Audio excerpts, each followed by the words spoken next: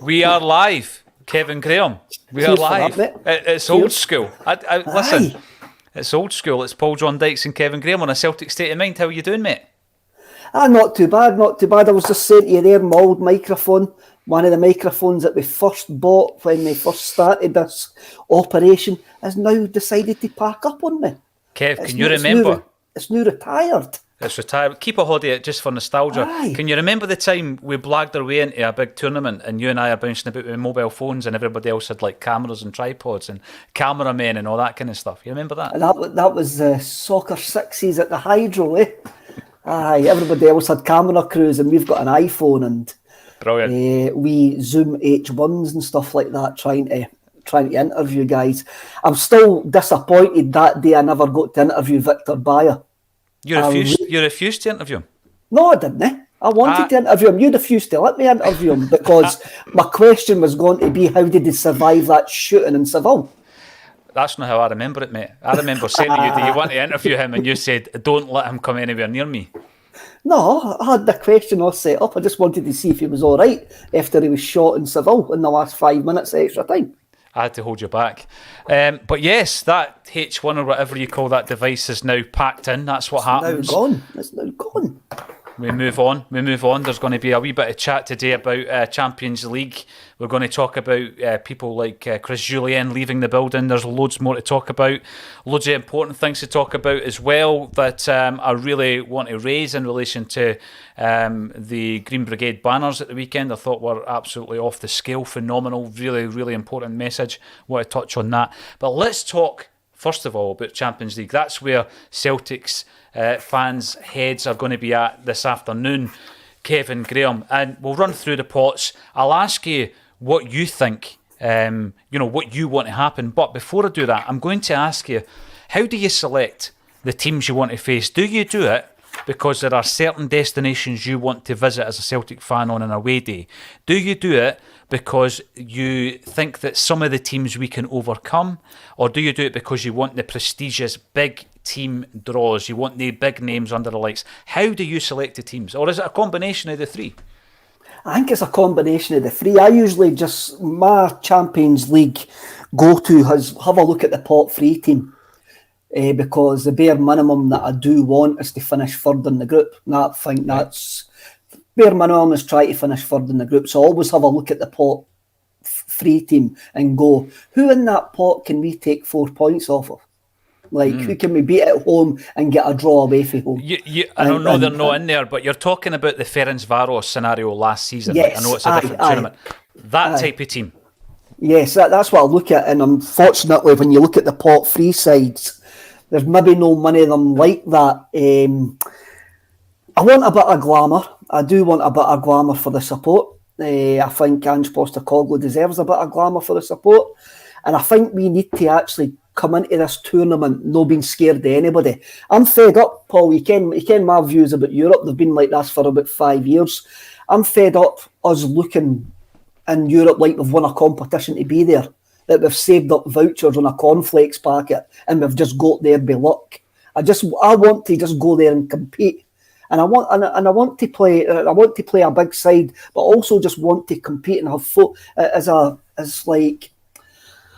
said yesterday, I didn't want folk to come and enjoy themselves at Celtic Park.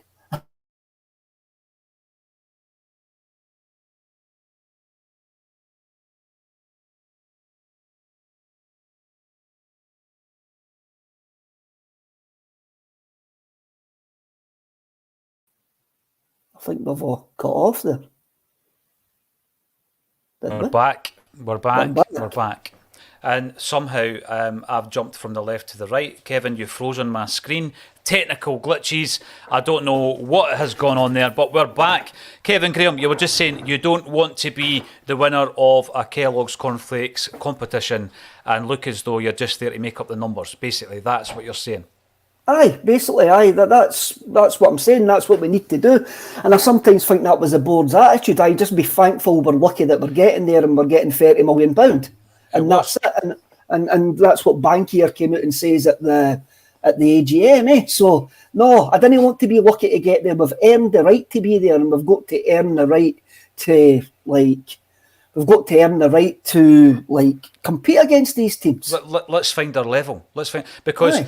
the big thing when you make it into the Champions League group is it's always followed by the amount of money you make. It's the £40 million bounty, it's the £35 million bounty. And yeah, that is massive to a club like Celtic, it's massive to any club in Scottish football, Kevin, but let's focus on what we can actually do in the tournament. And I mean, I'm completely with you on that. I'm going to give you what I think would be a good draw for Celtic. But I look at the teams thinking, who can we compete against? Who could we maybe upset? I don't think about glamorous games under the lights, because that'll come at a later stage if you do well in the group stages, if you know what I mean. So people will be watching this thinking that your heads are in the clouds if you think you can compete or progress in the Champions League, Kev. But what's the point if you don't?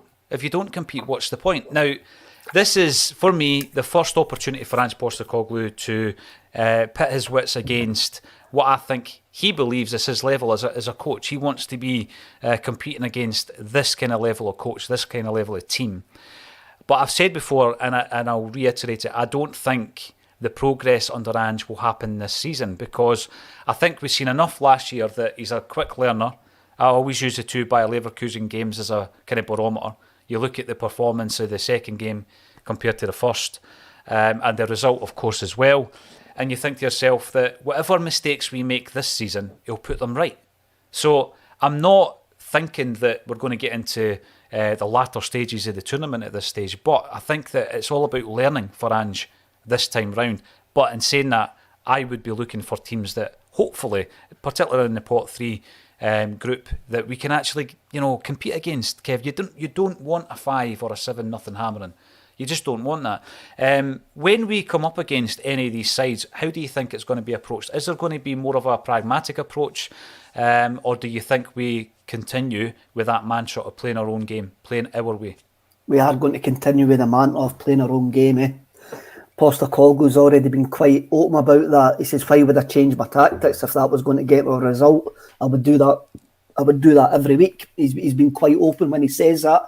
What I think we have actually seen about Postecoglou and what he's done so far in Europe and in certain other games, there is a bit of game management comes in. Whether it's a time wasting, you have seen that in the European times. Whether it's going long, you saw that in the Europa League games last season when we were getting pressed too much. He just actually says go long. We've got Giakoumakis there and that now. I think you'll see game management. I think you'll maybe see certain things happen against better sides, because against better sides we're going to be out of the ball. We're not going to be with the ball as much as what we are in Scotland. So there will be a different game plan comes in then, but the same game plan will be get the ball, keep the ball, go forward, inverted fullbacks, see what we do with that. But I do think you'll maybe see, if one fullback goes inverted, you only see the two of them overlapping. There'll maybe be one of them will get told, you need to actually hang out there and give us a bit of a defensive option. Or what you might see is what he done in pre-season. He played 2 sitters in pre-season. He might sort of change his approach that way and play 2 sitters, but it won't be a change of approach. It'll just be a slight tactical tweak. It won't be like I would go all attacking at the weekend against Ross County and then we park the bus. That's not what's going to happen. There is going to be tactical tweaks for every game, but what you see is what you get with Ange Postecoglou Celtic, and that's it. Yeah.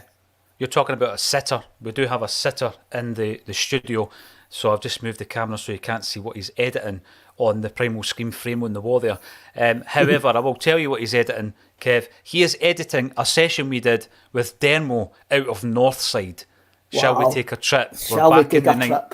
We're back in the 90s. We went down to the Manchester base that was recommended to us by Aziz Ibrahim, the Stone Roses. I'm going to get all the name drops out here.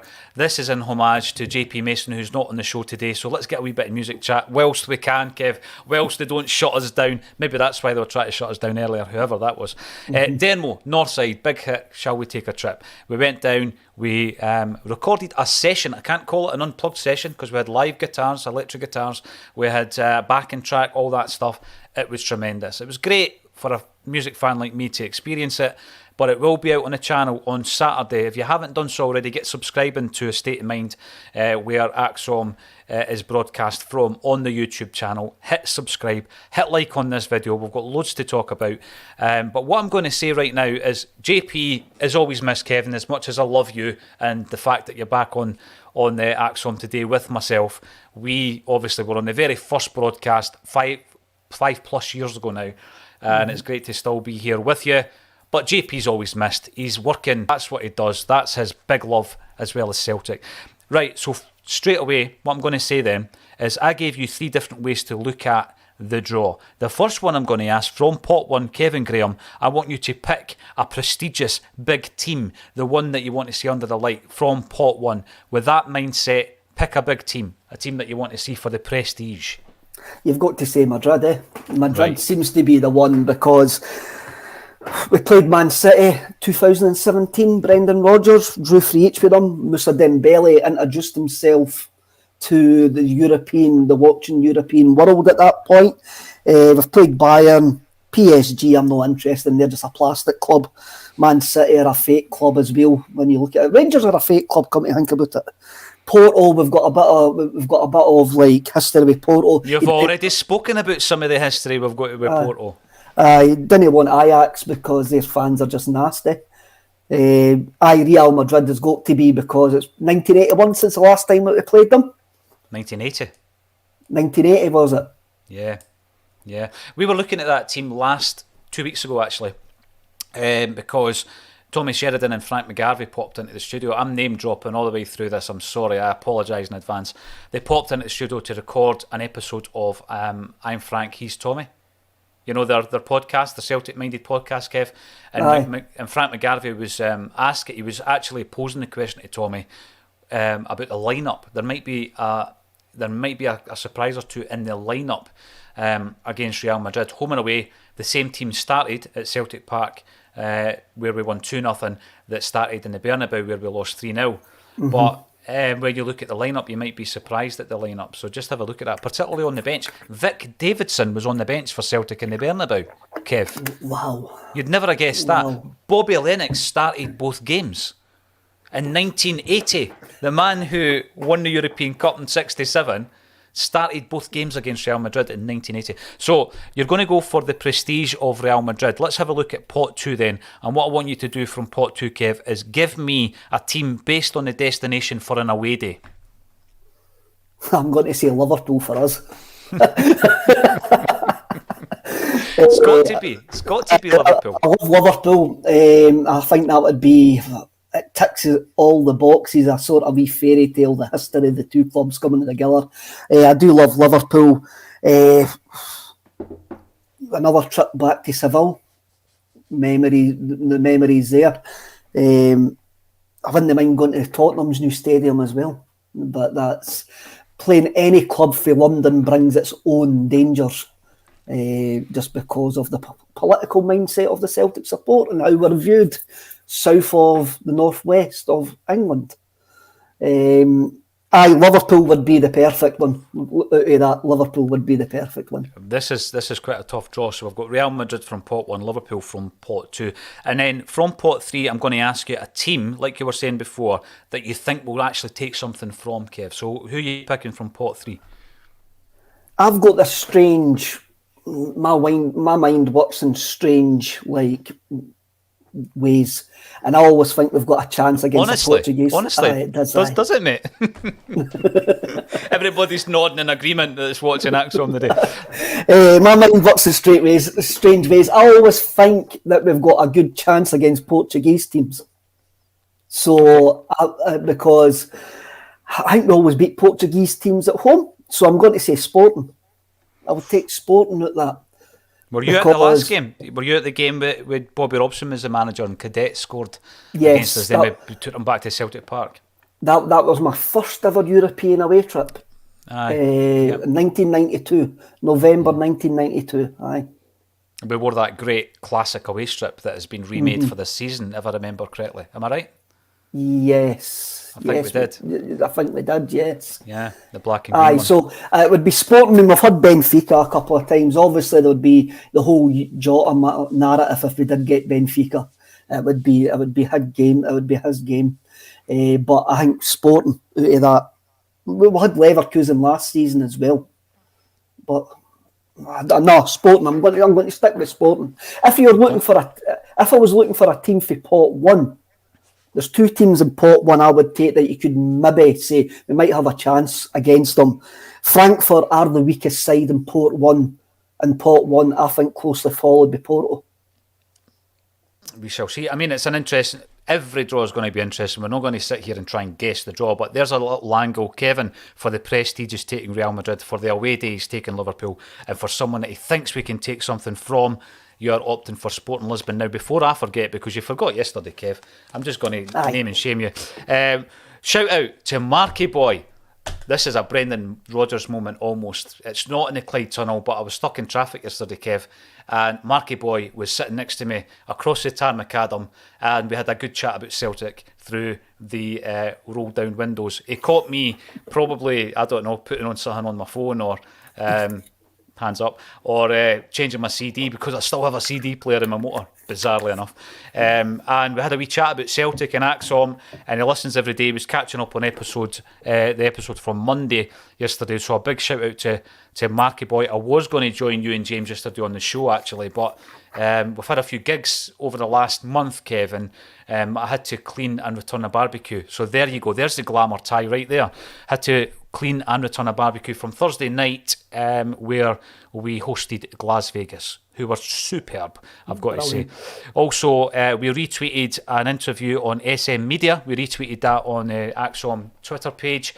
They interview our pal Tony Haggerty. So if you've not heard that podcast, get on it. There's another big shout out. Any shout outs you want to do before we move on, Kev? No, I'm fine. You're the shout out king. Okay, doc. Right, listen, because I was cleaning and returning barbecues yesterday, Kev, I don't know, although I get an inkling that you might have moaned about ticket prices for Champions League packages. What are your thoughts on the ticketing? Because you don't hold back, Kev, and I've read a lot of the YouTube comments this morning, and most people have been applauding your stance on this. So what are you saying to the ticket prices for the Champions League package?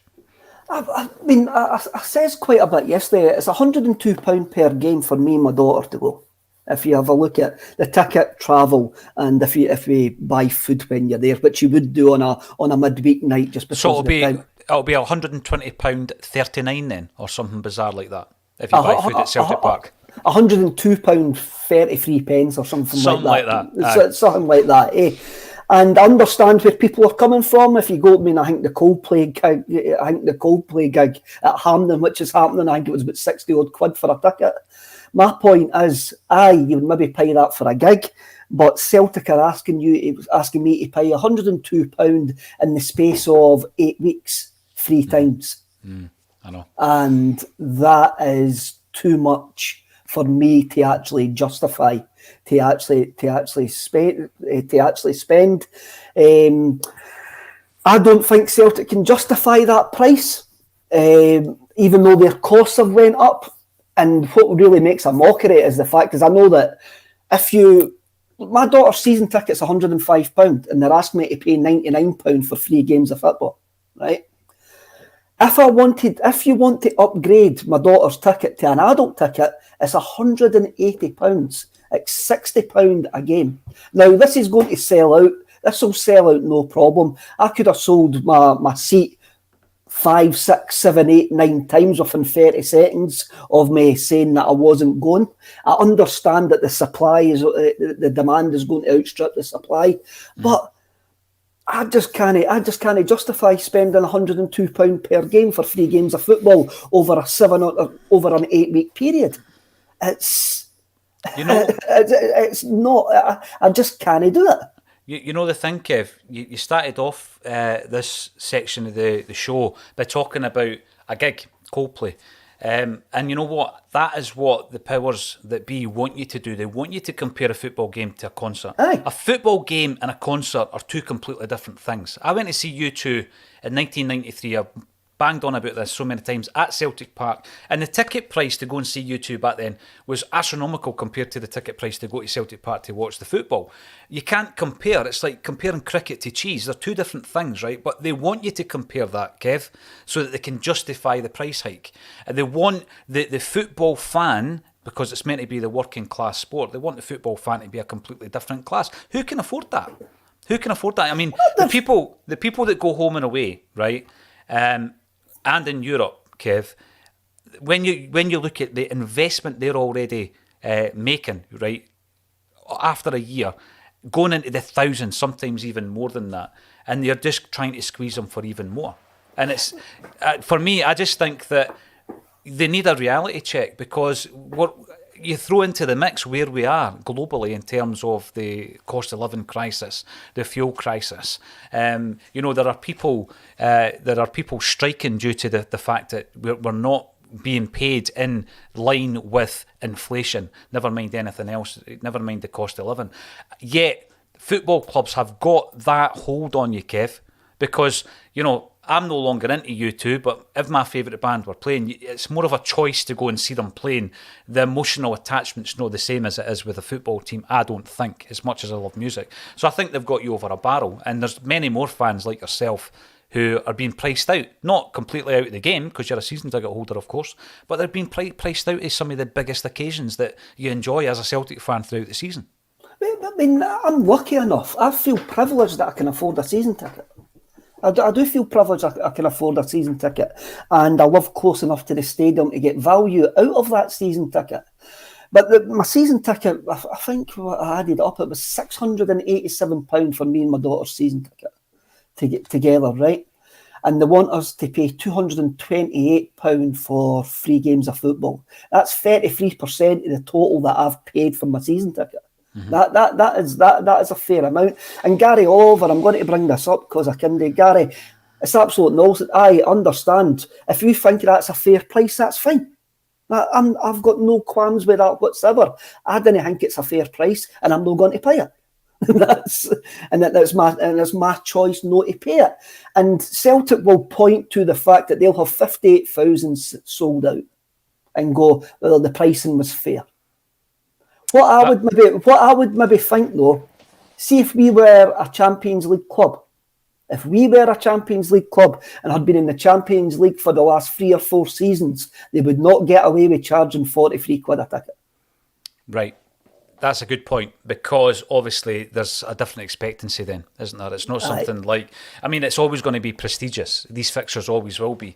However, I think that's a very good point. And thank you, Gary, for coming in and making your point as well, because all comments are valid. I say all. Most comments are valid. Some other people have to get blocked because they don't even support Celtic. Donny Boy, welcome back. Afternoon, folks. Are we getting excited for 5 p.m?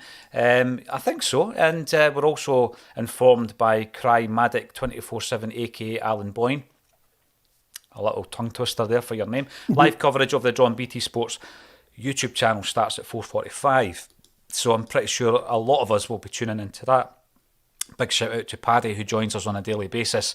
I hope you are well, Paddy Lavery. And I'm going to bring up another point before we move into the next section of the show. Daniel Hamilton, we'd love AC Milan. Bring back memories of that McDonald goal in injury time. Absolutely. And I think that the big thing for me is we are going to talk about the impact of 2 Scottish teams being in the Champions League group stage. Love it or loathe it. That is the scenario that we're in, Kev, because I look at that and it's no doom and gloom. I just look at the fact that we have 2 clubs who, have got to the top table in European football this season. And what I hope as a football fan and as a Celtic fan is that Scottish football benefits from that, Kev. But I still think we'll stand still. I mean, it can't be any better than having 2 teams in the group stages to the Champions League. And you think to yourself, how will Scottish football benefit? So you think of the influx of interest, first and foremost, in the Scottish game, because obviously you're on the top kind of platform. You think of the financial element, because all the teams benefit, because obviously that gets filtered down into the Scottish game. But I just have the feeling, because of those at the top of the Scottish game being incompetent and not fit for purpose, that we will continue to stand still. Scottish football, that is. What's your thoughts, Kev? Scottish football's horrendous. And I think we've actually seen that over the last, I think more of the last year, it's run by sausage finger gammon heads, man, who didn't like make decisions for the best of the game. Sausage fingered gammon heads, right? So for our Costa Rican fans who tune in, could you maybe explain what that is? Just sausage fingered folk who are very like flushing with very pink skin on their So feet. sausage fingered. Does that mean that they're a bit Fat fingers. they're a bit plump? Aye, they've maybe got gout in that because of all the rich living that they've got, Right. all the red wine that they drink, and because they're self-made like scrap merchants or something like that. I know what you mean. I know what you They mean. think they can run football. But when you said that Scottish football's horrendous, you're not talking about the game of football, are you? You're not talking about the fact that we've got this rich tapestry within Scottish football. I really, when I look back at some of the events of Scottish football, you can be proud of them. Fantastic. Teams, players, managers, not just in our own country, but they've gone further afield. European exploits. Celtic have been at the forefront of that. Obviously, we won the cup, the big cup with the big years in '67. But there's been loads of achievements by Scottish football teams. It's those running the clubs that we get frustrated with, Kev. And I miss this about being on Acsom with yourself, because we do like a good moan and a good dig at the highest echelons of Scottish football, because they do let the fan down, don't they? They do let the fan down, but then I think the chairman don't let the fans down, because you look at Robbie Neal. I don't like the media and the chairman let the fans down because they talk up absolute dross, and we allow dross to actually go unchallenged in the game. Robbie Neilson at the weekend, his view on that game should have been utterly challenged in the media. I mean, Exactly. As I said, I was listening to the game on Radio Scotland on the way back up for Liverpool. Mentioned Liverpool again, and I thought I was going to come and watch Hearts being Pep Guardiola's Barcelona in 2009. Then when I actually watched the whole game back and went, Hearts were absolutely rank rotten. They were absolutely rubbish. They had a few corner kicks here and there, but they never put us under pressure at all. And that was meant to be the third team in Scotland. Now, tonight, they're playing FC Zurich, a team from Switzerland. Chances are they're going to get back-pocketed and end up in the Europa Conference League. But already you've got Robbie Neilson. Already you had Graham Alexander coming out and go, it's very difficult for Scottish teams in Europe. There's already a defeatist attitude going in. And it's the same with our commercial deals and anything like that. We go, we're small, our game's rubbish. We'll go in with that attitude then and we'll be lucky what we get. So Hearts should be going the night going, no, we should be beating a team for Switzerland. Mm-hmm. We should be beating a team for Switzerland. And if you didn't beat them, you should be looking at that team going, well, what are they doing that we could be doing? Yeah. And the first thing is, you didn't appoint Robbie Neilson or Derek McGuinness. He didn't just keep on giving jobs to the same guys who failed time and time again. But the thing is, Kev, that is a good point, and one I do agree with. But as soon as Scottish clubs, often in the past, as soon as they have made an appointment which is maybe a wee bit off the beaten track, it very quickly is not accepted. Now, I'm not holding him up as a great coach and all the rest of it, but remember when Hearts appointed Ian Cathro, or when Rangers appointed Paul Le Guen, or Celtic appointed Ronnie Dyler, and they came in with different methods and different views on the game, but they weren't largely accepted, were they?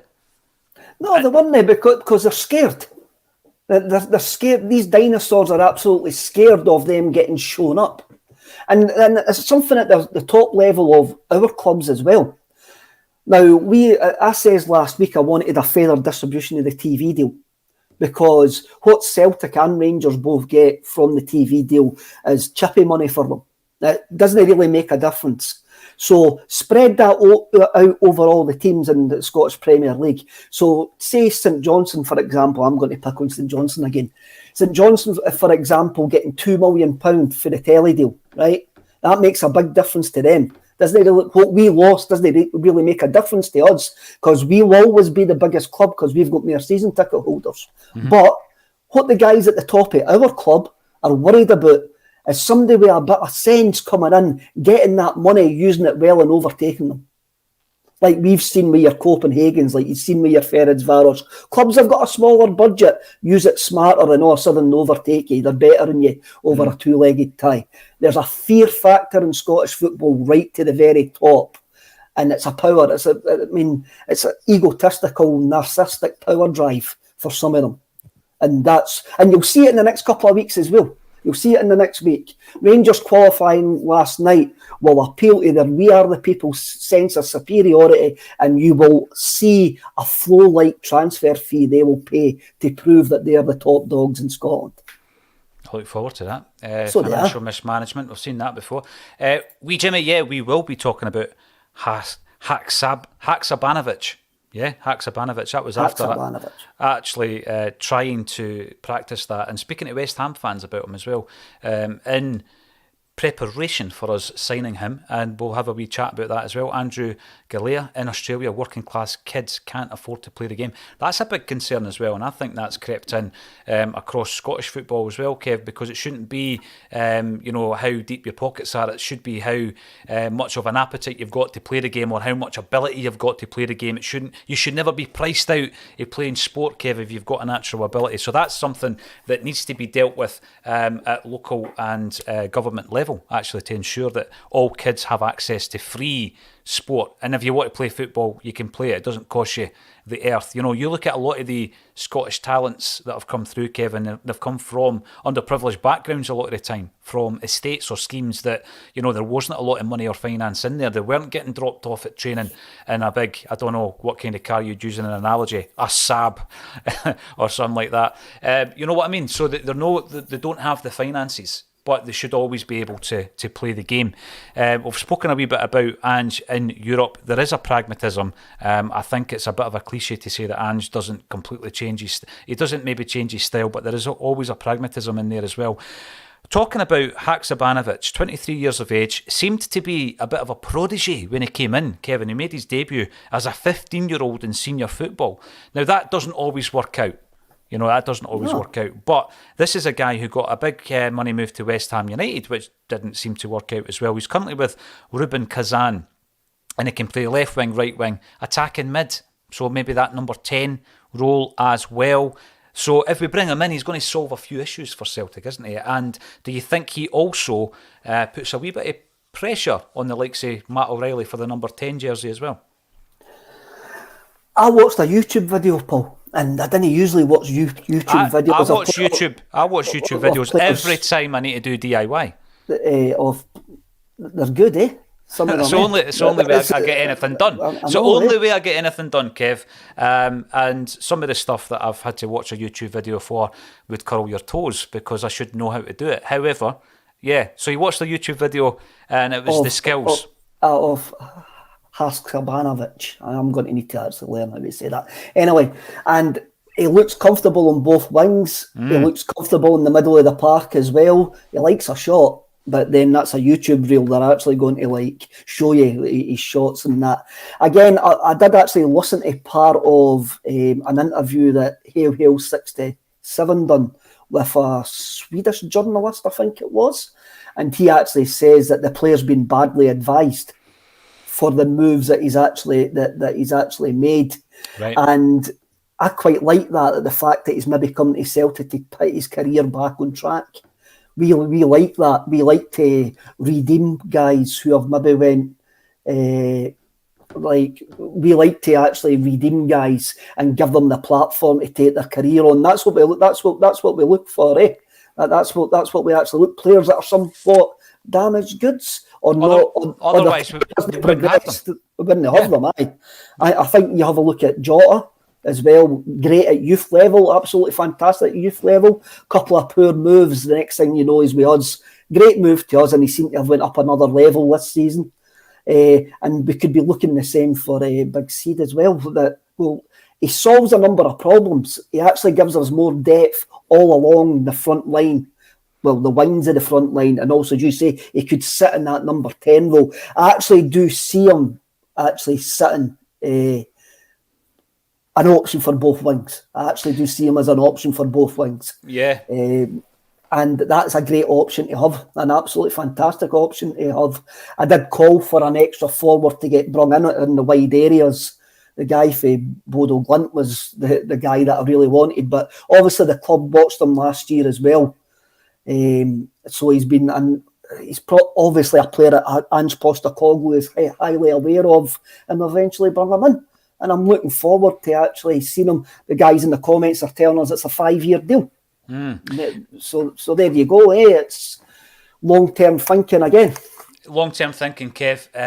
I love when a player comes in really, really early to senior football. I think Chris Ayer was the same. By the time they're 23, he's got 8 years of senior football under his belt, which is massive in terms of the experience. And I also think, well, if you look at the left and the right-hand side, we've got James Forrest, Abada. Obviously, when this deal's done, we'll have Haxa as well. But you've also got Jota who can play on the right. Maeda can play on the right. You then look on the left-hand side with Jota, Maeda and Haksabanovic, and you've got that depth that, when you look at the season now compared to this time last year, the depth just wasn't there. And then I think the number 10 jersey, I think you do need to have a player that's going to keep the pressure on Matt O'Reilly, because throughout a season there will be occasions where he needs a rest or he might not be fit. So I do hope that is tied up, as you say, 5-year deal. What else do we need in? I've heard a lot of chat, Kev, talking about defensive midfielders. Do we also need another striker with a view to offloading Albion Ajeti? I don't think we need another striker, no. I think, again, I've been harking on and I can't change this now. I still think we need a big, athletic defensive midfielder. I don't think, I did say yesterday that Aaron Moyes impressed me with his game management domestically as he's came in, but I'm still, the question hasn't been answered about him on a European stage yet. I still think we need somebody in that middle of the park who's athletic, can get about and can maybe plug some of the holes that we'll get with the way Ange Postecoglou likes to play football against better sides. I still think we maybe need that, and I hope that we're maybe actually looking at that. And hopefully we're not looking in the charity shops for that now. Hopefully we're maybe having a look at like the Haskabanovic deal.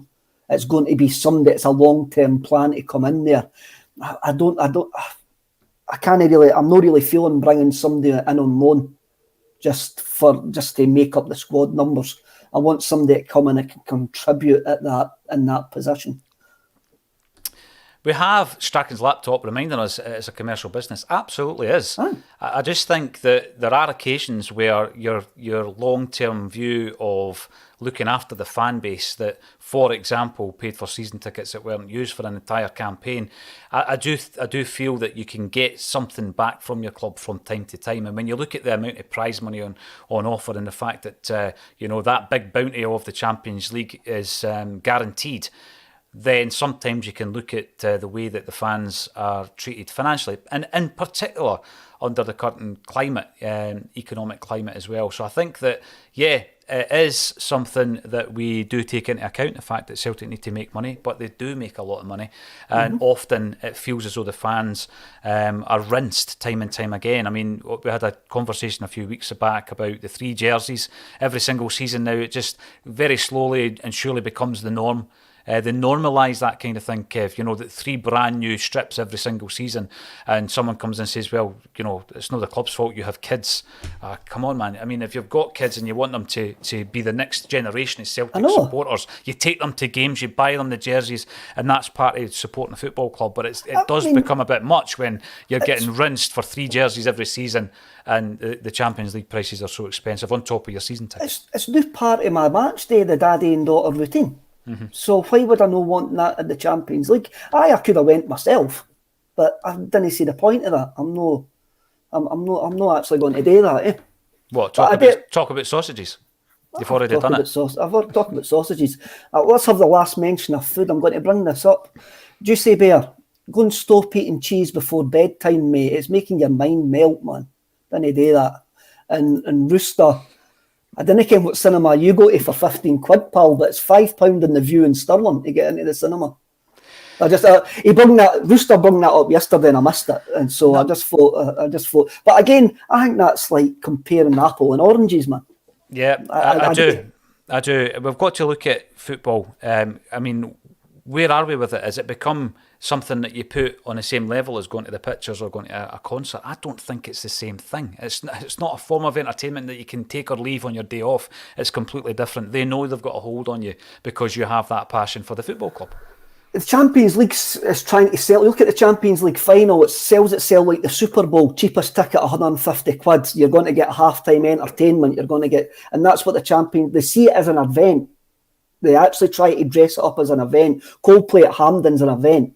But you wouldn't go and see Coldplay 3 times in 8 weeks, paying £100 a time. That's not going to happen. That's not going to happen. It's not going to happen. You know, and you can't scream that you want Chris Martin replaced with another singer or any of that. It's a completely different ballgame. And when you're looking at the fact that we're now talking about that, as I say, when that argument becomes normalised, Kev, other people buy into it and start using it as an example to say that it's okay to charge these prices.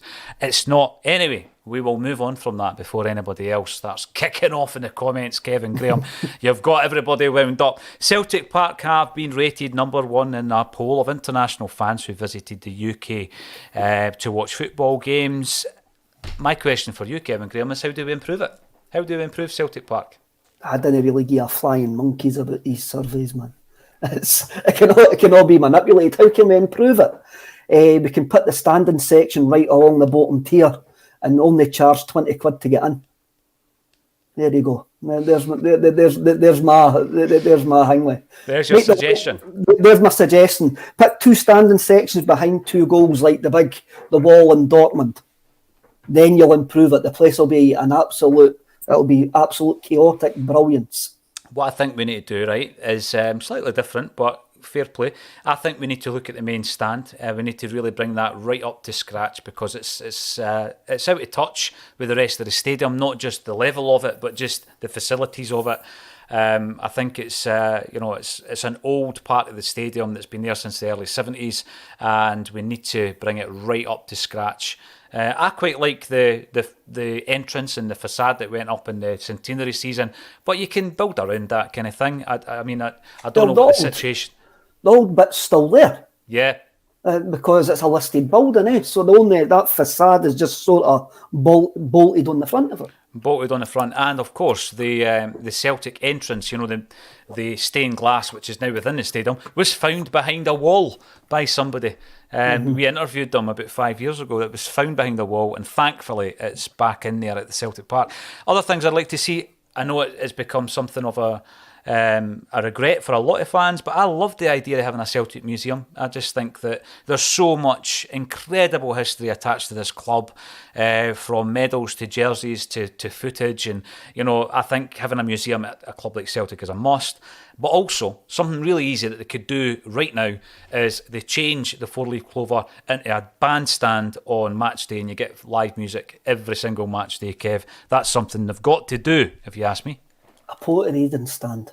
A poetry reading stand. Well, you could just as well, eh? I'll just jump up and just bring your soapbox. Bring your soapbox. I remember back in the day, there was a front cover of the superb Celtic fanzine, Not the View, and there was a wee guy, and I don't know because I'm not from Glasgow, but he was quite well known. He used to walk about with a sandwich board on, and it was "The end is nigh," and they changed it to "Sack the board" or something like that. Just do one of them, Kev, and just hark. We're holding a book, and just give us a wee bit of the old spoken word. Since we last spoke, Chris Julian has left the club. Kevin, he's away to Montpellier. He obviously wasn't fancied by Ange and didn't fancy Ange himself by the looks of his social media output. Can we read much into that, do you think? It's almost like dumping your girlfriend by text, eh? It's no you, it's me, I'm away. I didn't really read. I didn't really read much into it. He thanked who he wanted to thank. It's been quite clear that Ange Postecoglou didn't fancy him. Hadn't fancied him for a wee while. He never really kicked a serious ball for Celtic since his injury. I'm sure Ange Postecoglou is not absolutely bothered that Christopher Julian never mentioned him in an Instagram post. No, as Ange says, he's not there to make people. And he's not there to make people happy. I like That's that. it. I like that about Ange Postecoglou, Kev. Obviously, like a lot of Celtic fans who love the history, I've read all the books, watched all the films, etc. And you try and get a sense of the type of manager or man manager that Jock Stein was. And one thing that comes completely loud and clear through all of that research is that he was hard and he was ruthless, right? So, yeah, he made this phenomenal football team play very attractive football, but in the background he was ruthless. So there was players that would be cast aside without a second glance, Kev. Players who had been at the club. Sometimes wrongly. Sometimes wrongly. Yes. Players who had been at the club for a long, long time. I mean, sometimes wrongly, I'll give you one player, Bobby Murdoch. I mean, he still had years in his legs and he was given a free transfer. He went away to Middlesbrough and became a legend. So, another a legend elsewhere. Yeah. Probably. But he was ruthless. There was a ruthlessness. And I'm not saying you need to have that, but it's certainly a style of management that I think you can see has been evident in guys like Alex Ferguson through the years as well. Jock Stein, of course, who I've already mentioned. And I think you can see it in Ange. I really do. And the other thing I was going to say is that there's this kind of school of thought that there was a group of players within Celtic who were something of a clique. Edouard, Frimpong, Julien and Cham. Now they're away. All four of them. They're all gone. Aye, I mean that was we were sort of told that as well. There was, after we done the 9, there was 4 or 5 players all angling to actually leave that summer, but obviously COVID hit. The moves didn't happen. It seemed like Christopher Ayer was one of them as well, but I think Christopher Ayer can actually hold his head up high in the non-10 in a row season. I think he actually did actually turn up for games where the others just sort of down tools. But there seems to be that clique seems to have disappeared. Where's Cham now, One of the most talented players I've ever seen. Where is he? Is he still with Swansea? Yes. Is he still with Swansea? He's still there. He's still there. Christopher Julien came to Celtic expecting to get a move to the English Premier League, and that's not happened. For one reason or another, it hasn't happened. But as I said yesterday, Paul, some of the takes on his ability have been absolutely wild. He was a competent enough centre-half and a good centre-half on his day. He's not the worst centre-half I've ever seen in a Celtic jersey. He's not the best centre-half I've ever seen in a Celtic jersey. But for 18 months, he was absolutely fine until his injury. Yeah. That's it.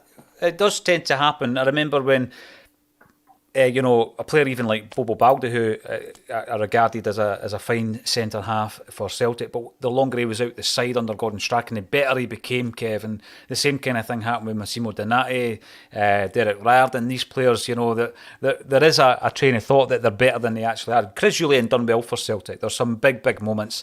I don't have to mention them. Everybody knows what the moments were. I was never keen on his celebration when he scored goals, and it looks as though he's going to keep that one up. But I do think it was time to go, Kev. It's very obvious it was time to go for him as a 29-year-old professional footballer who is behind Maurice Jens, Stephen Welsh, Carl Starfelt and Cameron Carter-Vickers for a starting role in a Celtic team. Mm-hmm. It's a move that suits all parties. I've mentioned as well a couple of times that I feel that the transfer window last year was affected by the situation with Julien. And we brought in Carter Vickers on loan on the last day of the transfer window, Kev, as a result of the fact that we didn't really know when he was going to be back, when Julien was going to be back. And then this time round, the proposed deal for him to go to Schalke that's obviously broken down.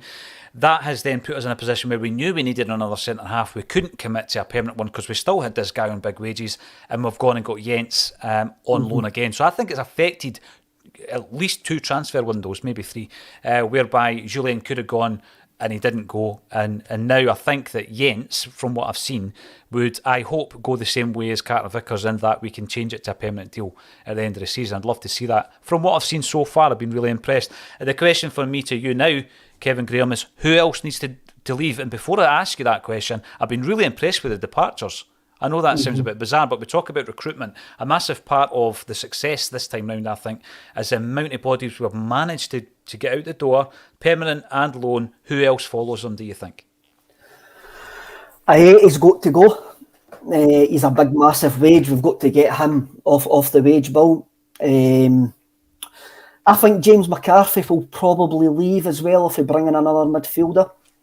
The reason being, I reckon James McCarthy still feels that he can actually do a job for possibly an English Championship team or something like that. And I'm sure there will be offers for James McCarthy over the next 7 days or however long the transfer window's open. Mikey Johnson's got to go for the sake of his career.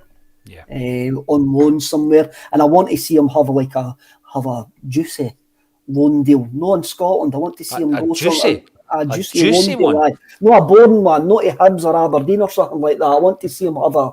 Well, give me an example of a juicy one. The link with Bodo Glimt, that's juicy, man. That's you know, Bodo Glimt, go to Belgium, go to Germany, go to Spain, go somewhere like that. Cyprus, aye. No chance. Neil Lennon can give him a bucing for the dugout in Cyprus. But that's what I want. I want him. I think he actually needs it. I think he needs to go somewhere technical to develop that final ball. I don't think Celtic are ready to give up on him yet. Do you? Well, he's still got a fair length on his contract. I've said before the Lewis Morgan, train, if you think, or the journey that he's had on his career, and he's found his level, he's found his place, Kev. He's starred, he's got a big transfer, and I do think that in terms of the stature physically, he does remind me a wee bit of Mikey Johnson. And at this stage of their career, or his career back then when he moved to the States, I just didn't feel that he was going to have that Christie-like transformation physically, and I don't think Johnson is either. So he needs to find a game that suits him better. He does, and that's why I reckon a move to Europe's perfect for him.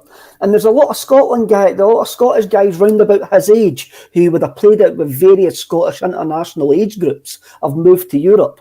So it's not as unusual now for some players to go, well, I'll go to Italy, I'll go to Germany, I'll go somewhere. There is Scottish talent there, and there's other clubs looking at the Scottish market that never maybe looked before. I mean, everybody will say, oh, he'll probably end up at Fleetwood or somewhere like that, somewhere lazy, somewhere no juicy. But I think he'll end up in Europe. I do think he'll end up in Europe. If he ends up somewhere like Hibs or that, it's just a waste. I want him to go to the MLS, so let's have a look. Stephen Pearson confirms that Haksabanovic has signed 5-year deal just announced by the club. It's funny that you mentioned Jens as well. Haksabanovic and Jens were both mentioned last year. Both have had moves that haven't worked out and now have both ended up at the club. Yeah. So that's But I get what you say. There's a certain kind of sweet point whereby if a player isn't doing as well as maybe had he or others had envisaged, Celtic are in a good position to bring them on, and I think Postecoglou is the right man to try and get the best out of them. And Robert Hyland, where is JP? Yeah, the bold JP, normally in here on a Thursday. We talk about football music and football jerseys, fashion, culture, and all that kind of stuff. But he is busy today because he's a busy man and he's working on his music career today. That's all I'm going to say. I don't think he's in a recording studio, but he's working on his musical side of his life. And so he has taken a wee back seat for our very own Kevin Graham. But it's been too long since Kevin and I shared the stage, if you can call it that, on a Celtic State of Mind. Anyway, I'm going to rewind to 2017, Kev, because you mentioned 2017 earlier. What were you talking about? Man City. Right. So this is our invincible treble-winning side who defeated Aberdeen in the Scottish Cup final in 2017. And the reason I'm reading it out is because it brought to mind earlier on this week when Boyata got a move to Bruges to team up with or replace Jack Hendry. I'm not quite sure how that's going to work out. So I thought to myself, wow, he was one of the invincibles that day. And I look back on the team because, yeah, it's been 5 years, Kev, but that was a year that a Celtic State of Mind started as well, because we're just a bunch of glory hunters, obviously. Definitely. The team that lined up that day, Craig Gordon, Mika Lustig, Jozo Simunovic, you were glad when he left because you couldn't pronounce his name, Dedrick Boyata, Kieran Tierney, Callum McGregor, Scott Brown, Stuart Armstrong, Paddy Roberts, Lee Griffiths, Scott Sinclair. On the bench, De Vries, Beaton, Dembele, Gamboa, Rogic who came on, Sviatchenko who came on, and Jamesy Forrest. Only two remain from that invincible side 5 years ago, Kev. And I think that illustrates just how changeable the faces are at Celtic, the personnel are or is at Celtic Park. I've been banging on about Ange Postecoglou keeping the core of a side together for 3 or 4 years. I've not had the chance to ask you, am I being unrealistic? When you look at the change in that team in 5 years, we've never been able to keep a core of a team together for that kind of length of time. Is Ange the man to do it? Do you think he can do it? I think economics sometimes get in the way in the players' ambitions. If you look at the players there, Craig Gordon's ended up back at Hearts because we couldn't offer him a first team jersey. Lustig retired. Boyata's just moved to Germany. Just moved to Belgium, so he's going to play in the Champions League. Lustig left. He didn't retire. He left. He went to Genk. Remember? They always retire when they leave Celtic Park. They always retire. Now, that midfield, Scott Brown's obviously a manager now. Callum McGregor's still there. Paddy Roberts, Sunderland now. There's no money. That team have went on to bigger and better things. Well, Simunovic is still probably fit a club. No, he did go back and find a club in Croatia, Kev, but he was out the game for 18 months, and he's only played a handful of games since he signed for his hometown club. So yeah, interesting. Kieran Tierney, of course, went on to a big money move, and probably will get another one. And Tierney and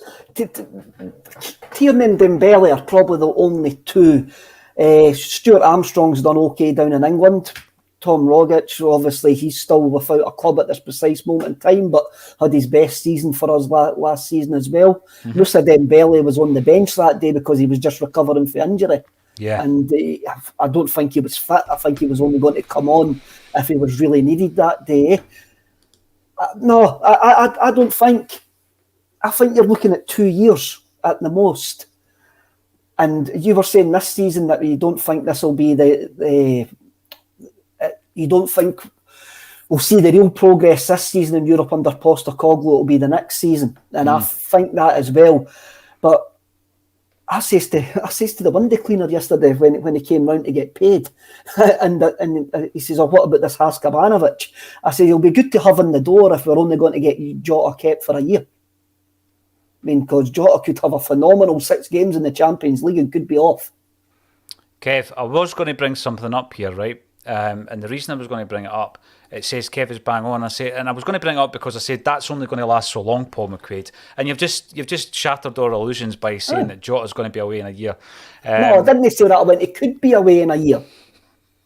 Could be away in the year. Potentially. I think you've got a 2-year window.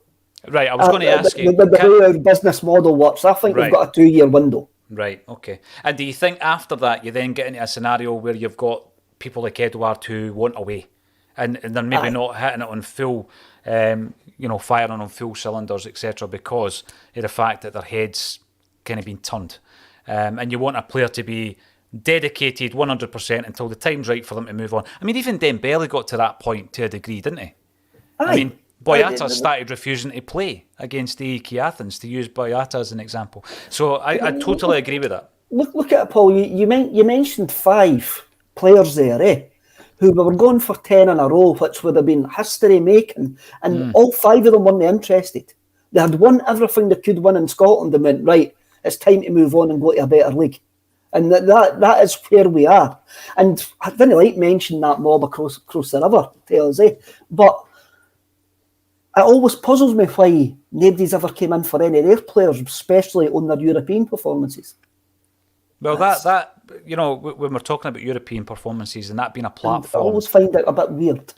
Well, the thing is, what annoyed me was when Jeremy Frimpong left, and I remember he gave that interview where he was basically like, "Well, you can't win the league every season. That's just unrealistic." And I thought to myself, well, you were at the wrong club then if that's your attitude, because you've got to have a winning mentality for every single game. I mean, Celtic never used to play friendlies, as Jockstein once famously said, against Liverpool. How long can we stick together? Kevin reckons 2 years. It would be nice to see it for 3 or 4. Now, I want to mention a couple of things. First of all, you may have seen the banners at the Green Brigade unfurled in relation to the case of Noah Donoghue. For anyone who hasn't been following the story, it's something that piqued my interest, probably on social media, Kev. That was probably the first place where I saw this. I then watched a video on the James English YouTube channel with Noah's mother. Go and watch that.